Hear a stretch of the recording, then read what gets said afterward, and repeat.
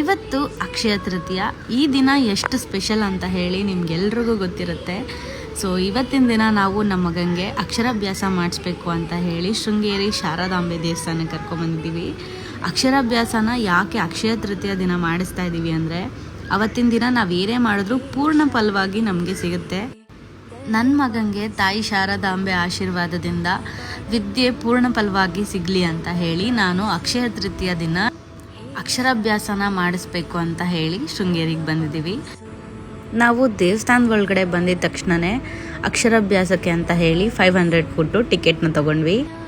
ಒಳಗಡೆ ಪೂಜೆಗೆ ನಾವೇನೂ ತೊಗೊಂಡು ಹೋಗೋ ಹಾಗೆಲ್ಲ, ಅವರೇ ನಮಗೆ ಅಕ್ಕಿ ಮತ್ತು ಅದ್ರ ಜೊತೆಗೆ ಅರ್ಶಿನದ ಕೊಂಬು, ಸ್ಲೇಟ್ ಎಲ್ಲನೂ ಕೊಟ್ಟಿರ್ತಾರೆ.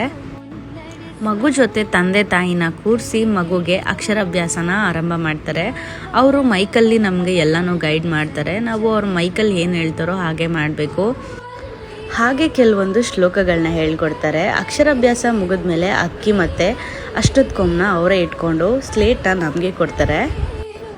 ಅಕ್ಷರಾಭ್ಯಾಸ ಮುಗ್ದಾದ್ಮೇಲೆ ನಾವು ಶಾರದಾಂಬೆ ದೇವಿ ಆಶೀರ್ವಾದ ತಗೊಂಡು ಅಲ್ಲೇ ಇದ್ದಿದ್ದ ಆನೆ ಹತ್ರನೂ ಕೂಡ ಆಶೀರ್ವಾದ ತಗೊಂಡು ನಾವು ಅಲ್ಲಿಂದ ಬಂದ್ವಿ. ನಾನು ಕೊಟ್ಟಿರೋ ಇನ್ಫಾರ್ಮೇಷನ್ ನಿಮ್ಗೇನಾದರೂ ಯೂಸ್ಫುಲ್ ಅನಿಸಿದ್ರೆ ಈ ವಿಡಿಯೋನ ಲೈಕ್ ಮಾಡಿ. Thanks for watching.